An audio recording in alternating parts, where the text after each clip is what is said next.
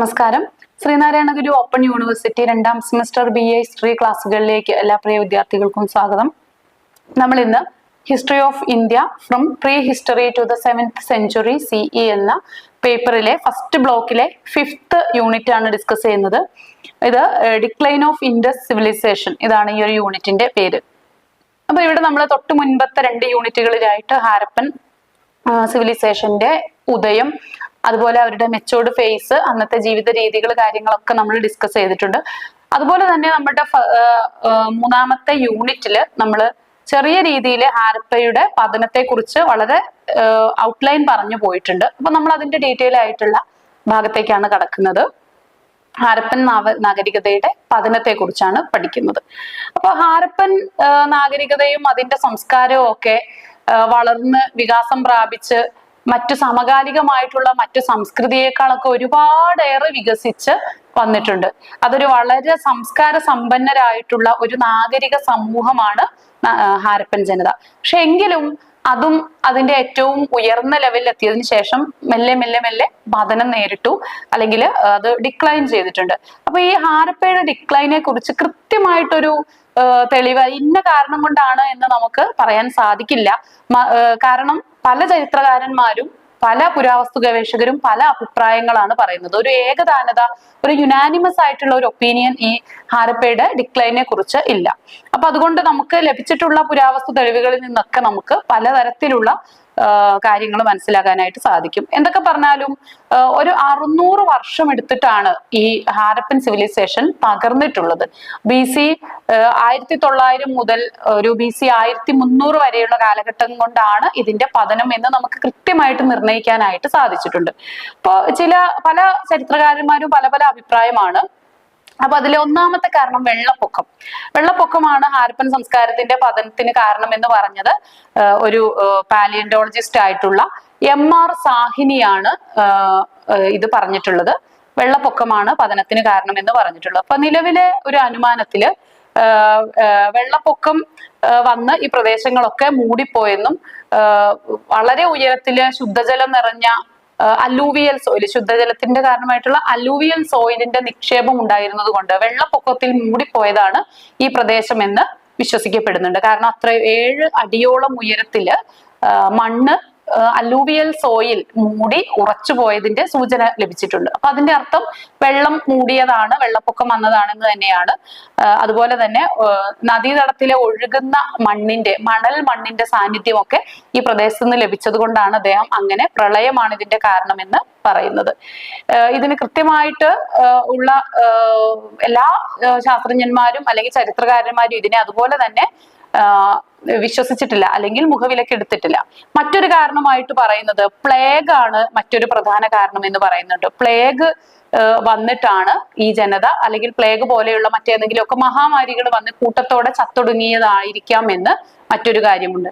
ഇനി സിന്ധു നദിയുടെ ഗതിമാറ്റം ഒരു കാരണമായിട്ട് ചൂണ്ടിക്കാണിക്കപ്പെടുന്നുണ്ട്. സിന്ധുവിന്റെ 5 പോഷക നദികളും അതുപോലെ ഒരു മുൻപ് കാലഘട്ടത്തിൽ ഒഴുകിയിരുന്ന സരസ്വതി നദിയുണ്ട്, അത് പിന്നീട് അപ്രത്യക്ഷമായതാണ്. അപ്പൊ സരസ്വതി നദിയുടെ തിരോധാനത്തിന്റെ ഒക്കെ കാരണം തിരോധാനം സംഭവിച്ചതുപോലെയൊക്കെ ഇവിടെയുള്ള പല നദികളുടെ ഗതിമാറ്റം, പല രീതിയിലുള്ള ജിയോഗ്രഫിക്കൽ പ്രത്യേകത കൊണ്ട്, അല്ലെങ്കിൽ ജിയോഗ്രഫിക്കൽ ഫിനോമിന കൊണ്ട് നദികളിൽ ഗതിമാറ്റം സംഭവിച്ചതും ഒരു കാരണമായിട്ടൊക്കെ പറയപ്പെടുന്നുണ്ട്.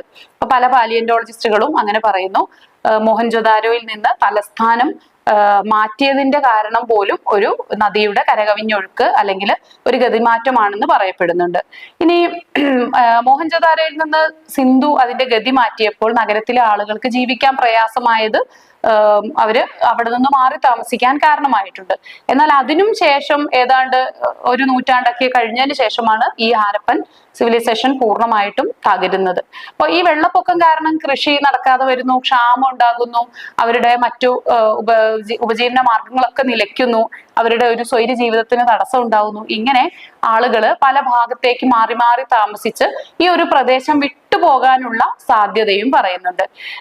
അതുപോലെ തന്നെ വരൾച്ച, വരൾച്ച, ശക്തമായിട്ടുള്ള വരൾച്ച ഈ ഗതിമാറ്റം കൊണ്ടും കാലാവസ്ഥയിലുള്ള മാറ്റങ്ങൾ കൊണ്ടും ഒക്കെ വരൾച്ച നേരിട്ടേക്കാം. ഇനി കുഷ്ഠരോഗം മറ്റൊരു കാരണമായിട്ട് പറയുന്നുണ്ട്. നമ്മൾ നേരത്തെ പ്ലേഗിനെ കുറിച്ച് പറഞ്ഞു. പ്ലേഗ് പോലെയുള്ള മറ്റു പല രോഗങ്ങളും അതിൽ കൂട്ടത്തിൽ എടുത്തു പറയുന്ന ഒന്നാണ് കുഷ്ഠരോഗം. അപ്പൊ നരവംശ ശാസ്ത്രജ്ഞനായ ഡോക്ടർ ഗ്വെൻ റോബിൻ ഷൂഗിന്റെ ഒരു ഗവേഷണത്തിന്റെ ഫലമാണ് ഇത്തരം അസുഖങ്ങൾ മൂലമാണ് ഇവിടെ ജീവിതം നശിച്ചതെന്ന് പറയപ്പെടുന്നുണ്ട്. ഇനി ഏറ്റവും അധികം ചരിത്രകാരന്മാർക്കിടയിലെ സ്വീകാര്യമായിട്ടുള്ള ഒരു അഭിപ്രായം എന്ന് പറയുന്നത് അത് വിദേശ അധിനിവേശം തന്നെയാണ്. മോഹൻജൊദാരോയില് ചിതറിക്കിടക്കുന്ന ഒരുപാട് കുഴിച്ചു മൂടാത്ത മൃത അവശിഷ്ടങ്ങൾ ലഭിച്ചിട്ടുണ്ട്. അത് ചിതറിക്കിടക്കുന്ന രീതിയിലാണ്. അതൊരു കൂട്ടക്കുരുതി നടന്നതിന്റെ തെളിവാണെന്ന് പറയപ്പെടുന്നു. പിന്നെ ആര്യന്മാര് പല ചരിത്രകാരന്മാരുടെ അഭിപ്രായത്തില് പല ഭാഗങ്ങളിൽ നിന്നായിട്ട് ഇന്ത്യൻ ഉപഭൂഖണ്ഡത്തിലേക്ക് കുടിയേറിയതാണ് ഈ ആര്യന്മാര്. അപ്പോ ആര്യന്മാരുടെ അധിനിവേശം മൂലമാണ് ഈ ഹാരപ്പയ്ക്ക് പതനം സംഭവിച്ചതെന്ന് പല ചരിത്രകാരന്മാരും പറയുന്നു. അതുപോലെ തന്നെ ജിം ജി ഷാഫറിന്റെ ഒക്കെ അഭിപ്രായത്തിൽ ഏതൊക്കെയോ പ്രകൃതി ദുരന്തങ്ങൾ, അത് ഉരുൾപൊട്ടൽ, ലാൻഡ് സ്ലൈഡുകളാകാം, അല്ലെങ്കിൽ നേരത്തെ പറഞ്ഞതുപോലെയുള്ള വെള്ളപ്പൊക്കമാകാം, അതല്ലെങ്കിൽ ഉൽക്കാപതനമാകാം, ഇങ്ങനെയുള്ള ഏതൊക്കെയോ ടെക്ടോണിക് പ്ലേറ്റുകളുടെ ചലനം മൂലം ഉണ്ടായിട്ടുള്ള പ്രത്യാഘാതങ്ങളാവാം.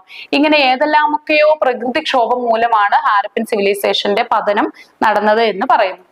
എന്തൊക്കെയായാലും ഹാരപ്പൻ സിവിലൈസേഷന്റെ പതനത്തിന് ഏതാണ്ട് 600ഓളം വർഷങ്ങൾ എടുത്തിട്ട് ഒരു ദീർഘമായ പ്രക്രിയയിലൂടെയാണ് ആ ഒരു സിവിലൈസേഷൻ തകർന്നതെന്നും അതിനുശേഷം ഉയർന്നു വന്നതാണ് സിന്ധു നദീതട സംസ്കാരത്തിന്റെ പതനത്തിന് ശേഷമാണ് നമ്മുടെ ആര്യൻ സംസ്കൃതി ഉയർന്നു വന്നത്, വേദകാലഘട്ടം ആരംഭിക്കുന്നത് എന്ന് പറയപ്പെടുന്നു.